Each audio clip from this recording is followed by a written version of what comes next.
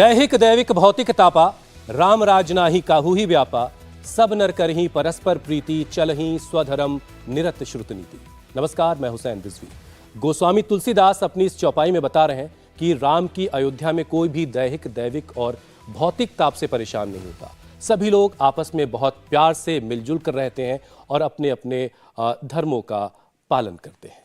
आज की अयोध्या की हालत क्या है, उस पर आज हम बात करेंगे। अयोध्या बहुत बदल गई है और बदल रही है। राम मंदिर तैयार है, प्राण प्रतिष्ठा की तैयारियां पूरी हो चुकी हैं, शहर सज धज कर तैयार है, सड़कों को चौड़ा किया गया है, बैटरी ऑपरेटेड गाड़ियां अयोध्या की सैर करवा रही हैं, नया बस स्टैंड है तो रेलवे स्टेशन का भी बिल्कुल काया पलट हो चुका है। जो कभी अयोध्या था वो अब अयोध्या धाम है। रेलवे स्टेशन ऐसा कि एयरपोर्ट होने का गुमान हो। अयोध्या अब उन शहरों में शामिल है जहां से इंटरनेशनल उड़ानों की सुविधा मिलेगी। ये सब कुछ अयोध्या में हो रहा है, मतलब अयोध्या के लोगों के लिए है। अयोध्या की अर्थव्यवस्था, अयोध्या का कारोबार, वहां के लोगों की माली हालत भी बेहतर होगी। रोजगार के नए मौके कई आयामों पर पैदा होंगे। अयोध्या में बसने वालों की जिंदगी कितनी बदली है, इस पर बात होगी। लेकिन उससे पहले जरा जान लीजिए कि आज अयोध्या में क्या चल रहा है। रामलला का नया विग्रह गर्भगृह के चौखट तक पहुंच चुका है। आज तीर्थ पूजन के साथ मूर्ति को सिंहासन पर विराजा जाएगा। जय श्री राम के नारों के साथ गर्भगृह की चौखट पर विग्रह पहुंचा दिया गया है। आज स्थापना कर गर्भगृह में पूजा पाठ की शुरुआत हो जाएगी। दोपहर 1:20 पर गर्भगृह में पूजा से पहले संकल्प होगा। राम मंदिर पहुंचे रामलला के नए विग्रह का मंदिर परिसर में भ्रमण होना था। रामलला के प्रतीक के तौर पर चांदी की एक मूर्ति का भ्रमण करवाया गया। गर्भगृह में जिस शिला पर रामलीला का सिंहासन रखा जाना है उसका पूजन हुआ और आज से रामलला अपने सिंहासन पर विराजमान हो जाएंगे। इधर प्रधानमंत्री नरेंद्र मोदी ने आज अयोध्या और राम मंदिर पर आधारित एक डाक टिकट जारी किया है और बताया कि कैसे ये कोशिश देश और विदेश में भगवान राम के संदेश को पहुंचाने का एक जरिया है, एक मिनिएचर आइडिया है। क्या कहा प्रधानमंत्री ने, सबसे पहले आपको वो सुनवाते हैं। श्री राम जन्मभूमि मंदिर को समर्पित 6 विशेष स्मारक डाक टिकट जारी किए गए हैं। विश्व के अलग अलग देशों में प्रभु श्री राम से जुड़े जो डाक टिकट पहले जारी हुए हैं, आज उनका एक एल्बम भी रिलीज हुआ है। पोस्टल स्टैंप्स विचारों, इतिहास और ऐतिहासिक अवसरों को अगली पीढ़ी तक पहुंचाने का एक माध्यम भी होते हैं। जब आप किसी डाक टिकट को जारी करते हैं और जब कोई इसे किसी को भेजता है तो वह सिर्फ पत्र या सामान नहीं भेजता, वो सहज रूप से इतिहास के किसी अंश को भी किसी दूसरे तक पहुंचा देता है। ये टिकट सिर्फ कागज का टुकड़ा नहीं है, ये टिकट सिर्फ कोई आर्ट वर्क नहीं है,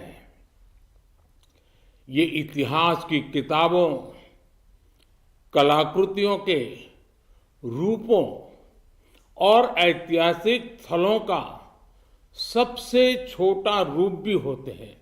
हम ये भी कह सकते हैं कि एक प्रकार से बड़े बड़े ग्रंथ का, बड़ी बड़ी सोच का एक मिनिएचर फॉर्म होता है। आज जो ये स्मारक डाक टिकट जारी किए गए हैं, उनसे हमारी युवा पीढ़ी को भी बहुत कुछ जानने, सीखने को मिलेगा। मैं अभी देख रहा था कि इन टिकटों में राम मंदिर का भव्य चित्र है, कलात्मक अभिव्यक्ति के जरिए राम भक्ति की भावना है और मंगल भवन अमंगल हारी इस लोकप्रिय चौपाई के माध्यम से राष्ट्र के मंगल की कामना है। तो ये टिकट कैसे कनेक्ट करेंगे लोगों को एक दूसरे से, इस पर भी बात होगी। पहले सबसे आपको अपने मेहमानों से मिलवा देते हैं। हमारे साथ समीर चौगांवकर हैं, राहुल महाजन हैं, हर्षवर्धन त्रिपाठी। आप तीनों वरिष्ठ पत्रकार हैं, आपका बहुत बहुत स्वागत है। सबसे पहले हर्षवर्धन जी, आप जरा समझाइए कि हमने पहले अक्षत को बढ़ते हुए देखा निमंत्रण के तौर पर, वो चीज़ें जो बहुत पारंपरिक हैं, जो पहले के ज़माने में इस्तेमाल होती थी, उनको निमंत्रण के तौर पर भेजा जाना, और अब टिकट जो जारी किया गया। हालांकि आज के दौर में कहाँ कोई खत भेज रहा, कहाँ कोई इस तरह की खत किताबत होती है, लेकिन फिर भी टिकट की महत्वता जो बता रहे हैं वो कितना असर रखती हुई आपको दिखाई देती है? देखिए, मुझे लगता है कि जो राम मंदिर की प्राण प्रतिष्ठा और उससे जुड़े कार्यक्रम देखें तो एक चीज इसमें बड़ी स्पष्ट दिखती है। आज जो डाक टिकट जारी हुए, ये निश्चित तौर पर इनका प्रतीक के तौर पर महत्व तो बहुत ज्यादा होता है। चिट्ठियों में इस्तेमाल तो होता ही है, ठीक है, अब चूंकि ईमेल का और थोड़ा तकनीक का समय आ गया तो थोड़ा उसका समय बदल गया, लेकिन निश्चित तौर पर जब आप डाक टिकट जारी करते हैं तो एक ऐतिहासिक तौर पर, एक तारीख के तौर पर वो दर्ज हो जाती है। ये जो पूरा कार्यक्रम है, जैसे हम लोग सामान्य अपने घर में भी किसी को निमंत्रण देते हैं ना, तो पहला कार्ड लिखते हैं, उस पर कुछ होता है, तो हल्दी और उसमें चावल तो अक्षत बन गया बढ़िया, उसके ऊपर ओम लिख दिया, उसके बाद ही फिर किसी को निमंत्रण जाना शुरू होता है। तो ये दरअसल भारतीय परंपरा का हिस्सा है, और भारतीय परंपरा जब हम कहते हैं तो वो राम से ही शुरू होती है। अयोध्या में राम मंदिर का विवाद हो गया, ये देश का दुर्भाग्य है कि बड़े लंबे समय तक राजनीति ने एक विचित्र किस्म के संदर्भ देखे, एक विचित्र किस्म की स्थितियां देखी, जिसमें लोग आमने सामने थे, जिसमें हिंदू मुसलमान करने की स्थिति हो गई, जिसमें इस देश को सांप्रदायिक घोषित करने की कोशिश हो गई, जिसमें राम मंदिर की बात करते हुए आपको कम्युनल कह दिया जाता। मुझे लगता है कि उन सारी गलतियों का एक एक करके सुधार हो रहा है, और चूंकि हम सुधार की अवस्था में हैं तो इस तारीख में कोई भी कमी न रह जाए। हम कोई भी इस तारीख को याद करें तो उसकी भव्यता में, उसकी दिव्यता में, और उसके साथ जो संदर्भ जुड़ेंगे उसमें कोई कमी न रह जाए, वो एक तरह से ध्यान में है सरकार के भी, श्री राम जन्मभूमि तीर्थ क्षेत्र न्यास के भी, और उससे जुड़े हुए जो संगठन हैं। इसी वजह से जब पूजित अक्षत कहीं जा रहा है तो उसमें भी उस मर्यादा का पूरी तरह से पालन किया जा रहा है। जब लोगों को कहा जा रहा है, जो प्रधानमंत्री भी कह रहे हैं कि 22 तारीख को आप लोग दिया जलाइएगा, दीपावली की तरह मनाइएगा, तो उसकी विधि लोग भी पहले से कर रहे हैं। ये अपने आप में ये स्वतः स्फूर्त है, ये कोई किसी को जबरदस्ती नहीं करा सकता। और ऐसे में जब सरकार की तरफ से, प्रधानमंत्री की तरफ से डाक टिकट जारी होता है तो वो तारीख के तौर पर और महत्वपूर्ण हो जाता है हम सब के लिए, और दुनिया भर में जो कहें कि राम भक्त हैं, भारतीय हैं, उन सब के लिए भी। राहुल जी, आप कैसे देख रहे हैं? देखिए, मैं ये देख रहा हूँ कि एक माहौल जो पूरे देश में है वो कहीं ना कहीं बहुत ही सुंदर है, बहुत ही संतोषजनक है। बहुत सालों से लोगों ने इसकी प्रतीक्षा की है, हिंदू समाज ने इसकी प्रतीक्षा की है, और आज जो होने जा रहा है उसके प्रति जो मैं आपके टेलीविज़न सेट पे ही देख रहा था, वहाँ पे जो लोग अयोध्या में जो पहुँच रहे हैं उनके बीच किस तरह का संतोष है, या उस किस तरह का माहौल है, किस तरह से उत्साहित हैं, वो राम भजन गा रहे हैं, वो भगवान राम को याद कर रहे हैं। उनको अयोध्या बदली बदली लग रही है, उनको लग रहा है कि अयोध्या में इतना भव्य तरीके से बदलाव आ रहा है, चौड़ी सड़कें हैं, वहाँ पर रेलवे स्टेशन बन रहा है, वहाँ एयरपोर्ट बन रहा है। भगवान राम तो वहाँ पे जो भगवान राम का जो पूरा समारोह जो वहाँ पे हो रहा है वो उनको किस तरह से प्रभावित करा। तो ये सारी बातें जो है पूरे समाज में, और देखिए आपस में भी अयोध्या जोड़ रही पूरे देश, आपस में भी, परिवारों के बीच में भी ये बात हो रही है कि क्या आप उस दिन मंदिर जाके दिए जलाएंगे, क्या आप उस दिन क्या कर रहे हैं। तो इस तरह की बातें हो रही है, तो एक पूरा माहौल जो है वो बहुत ही सुंदर है। और इसी में समीर जी, एक कड़ी के तौर पर ये डाक टिकट भी है जिसको आज प्रधानमंत्री ने जारी किया। निश्चित रूप से देखिए, 16 जनवरी को जब प्राण प्रतिष्ठा अनुष्ठान का कार्यक्रम शुरू हुआ है, आज तीसरा दिन है। प्रधानमंत्री मोदी ने तो 11 दिन से पहले ही बता दिया था, 11 तारीख को, कि वो 12 जनवरी से एक विशेष पूजा अनुष्ठान शुरू कर रहे हैं 22 तारीख को जाने के पहले। तो मुझे लगता है कि प्रधानमंत्री का इन्वॉल्वमेंट बताता है कि इस प्राण प्रतिष्ठा के लिए वो कितना इन्वॉल्वमेंट है। 8 डाक टिकट जारी हुआ है, 6 डाक टिकट जारी किए, जिसके अंदर राम जन्मभूमि मंदिर का डाक टिकट है, गणेश जी का जिसके अंदर डाक टिकट है, जटायु का है जिसके अंदर है, शबरी माता का डाक टिकट जिसके अंदर जारी किया है प्रधानमंत्री मोदी ने। और इस बात की संभावना भी है कि शायद 22 जनवरी को प्रधानमंत्री मोदी राम मंदिर का सिक्का जारी कर सकते हैं 22 जनवरी को। और भी कई घोषणाएं वो 22 जनवरी को करेंगे। पूरे देश के अंदर आप देखेंगे तो इसको लेके उत्साह का माहौल है, एक उत्सव का माहौल है। ऐसा लग रहा है कि पूरे देश के अंदर दिवाली मनाई जा रही है, और सिर्फ 22 जनवरी को नहीं मन रही है, ये उसके 12 दिन पहले से शुरुआत हो गई है पूरे देश के अंदर। और सिर्फ उत्तर भारत के अंदर बात नहीं कर रहा हूं मैं, आप अगर दक्षिण भारत की भी बात करोगे तो दक्षिण भारत से भी हजारों लोग अयोध्या आ रहे हैं। कोई पैदल चल के आ रहा है, कोई टू व्हीलर से आ रहा है, कोई 22 तारीख के बाद से आने का किसी ने प्रोग्राम बना लिया। वहाँ घर घर उत्सव बनाने की तैयारी चल रही है। विश्व हिंदू परिषद, भारतीय जनता पार्टी के संघ के स्वयंसेवक घर घर जा रहे हैं और 22 तारीख को वहाँ दिवाली मनाने का आह्वान कर रहे हैं। तो मुझे लग रहा है कि पूरे भारत के अंदर ये दिन ऐसा है, 22 जनवरी का प्रांत प्रतिष्ठा के दिन ऐसा दिन होने वाला है कि सिर्फ उत्तर भारत के अंदर ही नहीं, पूरे भारतवर्ष के अंदर हर घर में मुझे लगता है इस दिन दिया जलेगा। और ये सबके लिए एक गर्व की बात है, खुशी का माहौल है। मुझे लग रहा है सब इस दिन का इंतजार कर रहे हैं, 22 तारीख को जब प्रधानमंत्री मोदी जाएंगे अयोध्या में और प्राण प्रतिष्ठा होगी। मुझे लग रहा है एक ऐतिहासिक दोगुना 500 साल के बाद जिस दिन का इंतजार पूरे सनातनवासी कर रहे थे, वह देखने का मौका सबको मिलेगा। और राम के दर्शन उसके बाद सब 23 तारीख से कर पाएंगे। ठीक बात है। और ये सिलसिला पिछले कई दिनों से जारी है और 22 तारीख की प्राण प्रतिष्ठा से पहले तमाम जो और पूजा अर्चना है उसका सिलसिला लगातार जारी है। लेकिन अब जरा हम दर्शकों को दिखाते हैं कि अयोध्या की अभी की आज की तस्वीर कैसी है और आज वहां क्या क्या चल रहा है, और वहां के लोगों को, खासतौर से अयोध्या वासियों को, जो अयोध्या बदल रही है, जितनी अयोध्या बदली है उससे क्या मिलने वाला है और पूरे अवध के इलाके में क्या बदलाव होंगे, इस पर भी अब बात होगी। सबसे पहले हर्षवर्धन जी, ये देखिए, आप तो उस इलाके से ही आते हैं। अयोध्या जिस तरीके से डेवलप हो रही है, वहां पर एयरपोर्ट बन गया, वहां पर अंतर्राष्ट्रीय उड़ानें वहां पर लैंड करेंगी, वहां से अंतर्राष्ट्रीय उड़ानें जाएंगी, वहां पर नया बस टर्मिनल, चौड़ी सड़कें, सब कुछ, बहुत कुछ बदल चुका है। ये इससे अयोध्या के लोगों को कितना फायदा होते दिख रहा है आपको, और खासतौर से पूरे उस रीजन की अगर हम बात करें तो वहां के रीजन के लोगों को इससे क्या हासिल हो रहा है?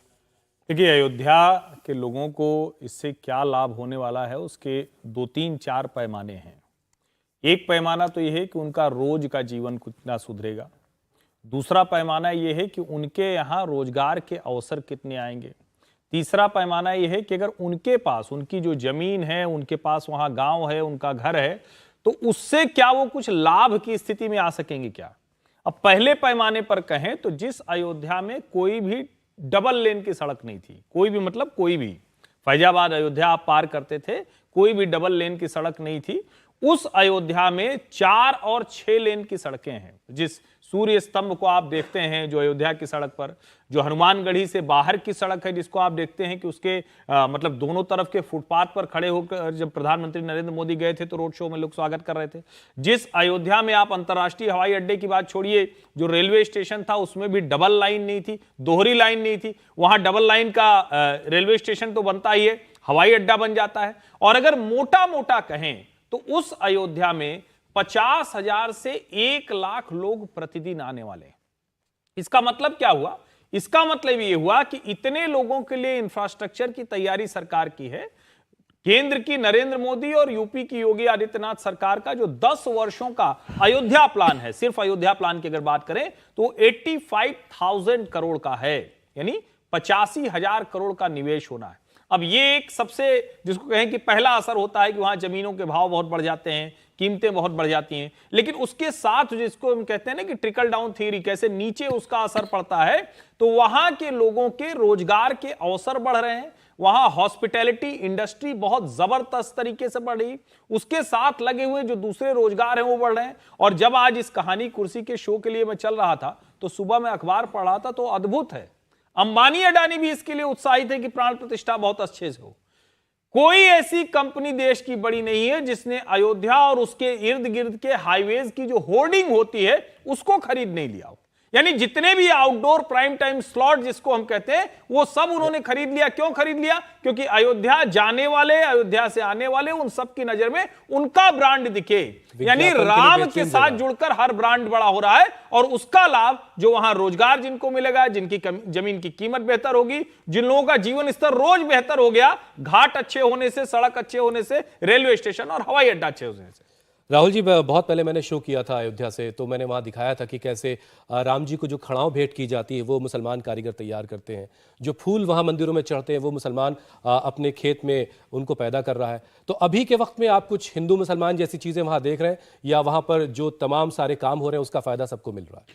देखिए, अगर वहाँ स्कीम्स आ रही हैं, एयरपोर्ट आ रहा है, रेलवे स्टेशन का सौंदर्यीकरण हो रहा है, सड़कें बन रही हैं, देखिए वहाँ तो हाईवे बड़े बड़े उसके साथ जोड़े जा रहे हैं, तो ऐसे में वो हाईवे सिर्फ हिंदू समाज तो यूज़ नहीं करेगा, वो तो सभी के लिए है, वो एयरपोर्ट भी हिंदू समाज नहीं यूज़ क्योंकि करेगा। नृपेंद्र मिश्रा ने एक बात और कही कि कोई ऐसा काम ना किया जाए जिससे किसी और की भावना आहत हो। और मुझे लगता है कि बहुत सारे जब भगवान की मूर्तियां बनती हैं, बहुत सारे ऐसे चीज़ें बनती हैं जो मंदिरों में यूज़ होती हैं और वो मुसलमान कारीगर बनाते हैं। यहाँ तक कि बहुत सारे बहुत सुंदर दरवाजे जो हम देखते हैं कई बार बहुत मंदिरों के, वो भी उसमें भी मुसलमान कारीगर जो हैं वो काम कर रहे होते हैं और उनकी आस्था भी उतनी ही अच्छी होती है जब वो भगवान का काम कर रहे होते हैं जितनी हिंदू समाज की होती है। तो मुझे नहीं लगता कि ऐसा कोई, अब पॉलिटिकल पार्टीज उसको डिवाइड करना चाहें तो अलग बात है, कांग्रेस या फिर बाकी दल, लेकिन मुझे नहीं लगता कि ऐसी कोई भावना होती है जहाँ पर सारी समाज को फ़ायदा हो रहा है। वहाँ पे ऐसा तो है नहीं कि, मुझे जहाँ तक मालूम है वहाँ पे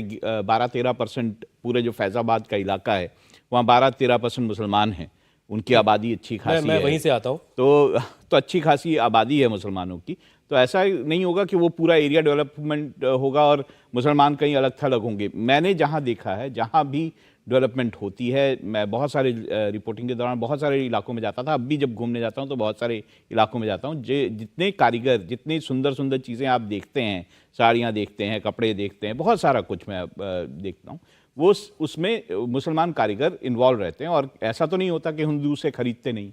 तो मुझे लगता है ये समाज जो है वो ऐसे कोई बंटने वाला नहीं है कि जो पॉलिटिकल पार्टीज उससे बांटेंगी, आपस में जुड़ा हुआ समाज है। एक जरूर बात है कि ये जो हो रहा है ये हिंदू समाज के लिए बहुत महत्वपूर्ण है और मुझे लगता है कि मुस्लिम जो समुदाय है वो भी इसमें खुशी हो। एक लाइन इसमें जो, मैं एक ब्रेक ले लूं फिर लौटूंगा। समीर जी, आपसे भी जानेंगे कि आपके जो मित्र फैजाबाद में रहते हैं, अयोध्या में रहते हैं, उनसे जब आपकी बात हो रही तो वो इस इलाके के बारे में आपको क्या बता रहे हैं। लेकिन एक छोटे से ब्रेक का वक्त यहाँ हो गया है। सीट शेयरिंग पर खुलकर बात आखिर क्यों नहीं कर रहे हैं अखिलेश यादव? राम लहर के बीच यूपी में अखिलेश कैसे लाएंगे 50% वोट? क्या मोदी योगी की जोड़ी के सामने अलायंस करना अखिलेश की मजबूरी है? इस पर भी डिटेल में बात होगी।